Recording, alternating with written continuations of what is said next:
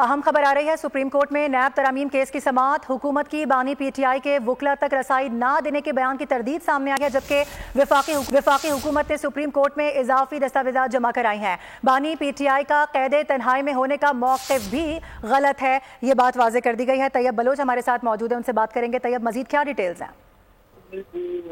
جی، وفاقی حکومت نے بانی پی ٹی آئی کی وکلا تک رسائی نہ دینے کے بیان کی مکمل تردید کر دی ہے۔ وفاقی حکومت نے بانی پی ٹی آئی کے موقف کی تردید میں سپریم کورٹ میں اضافی دستاویزات بھی جمع کرا دی ہیں۔ وفاقی حکومت نے بانی پی ٹی آئی کے ساتھ اہل خانہ اور لیگل ٹیم کی ملاقاتوں کی فہرست بھی جو ہے وہ سپریم کورٹ میں جمع کرائی ہے۔ بانی پی ٹی آئی کا قید تنہائی میں ہونے کا موقف بھی غلط ہے، اور وفاقی حکومت نے بانی پی ٹی آئی سے ملاقات کرنے والوں کی فہرست سپریم کورٹ میں جمع کرائی ہے، اور بانی پی ٹی آئی نے سپریم کورٹ میں وکلا کو رسائی نہ دینے کا موقف جو ہے وہ اپنایا تھا، اور وفاقی حکومت نے کہا کہ یہ موقف جو ہے وہ درست نہیں ہے، بلکہ بانی پی ٹی آئی کو جو ہے وہ ہر ممکن رسائی دی جا رہی ہے، اور ہر ممکن سہولیات ہو سکتی ہیں، وہ تمام سہولیات جو ہے بانی پی ٹی آئی کو اڈیالہ جیل کے اندر فراہم کی جا رہی ہیں۔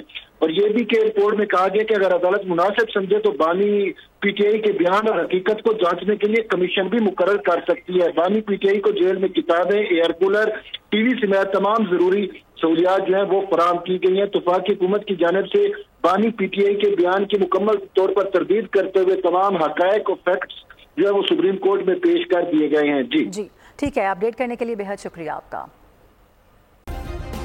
سبسکرائب کریں اور بیل دبائیں تاکہ کوئی خبر رہ نہ جائے۔